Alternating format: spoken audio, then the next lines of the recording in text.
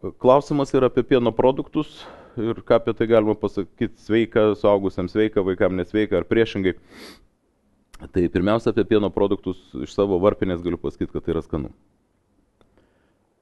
Man tai patinka ir turbūt daugeliu, daugumai žmonių patinka ledai, tai ledai tai yra pieno produktus. Paprastai būna tokios kalbos, kad va, pienas negerai, reiškia tai ne pienas negerai. Moksliškai tai vadinasi laktozės netolerancija. Laktozė tai yra vėl tas pats. Cukrus tai yra pieno, cukrus tai yra laktozė.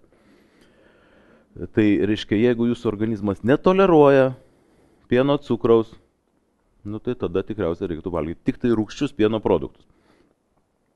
Pienas yra geras baltymų šaltinis, geras energijos šaltinis ir jame ir taip pat yra ir, kadangi energija tai yra riebalai. Visumoje, aš sakyčiau, kad geras dalykas, jeigu jūs nekeliat savo kažkokių tai specifinių reikalavimų.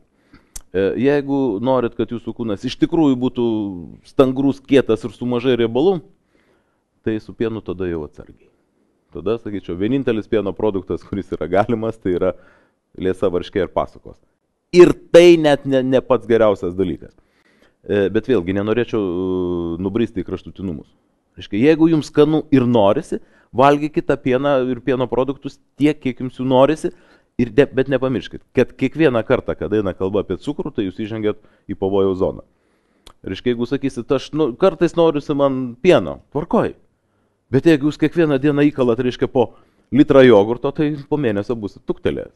100%. Jogurtas nėra natūralus dalykas. Va, reiškia, galima, bet su protu.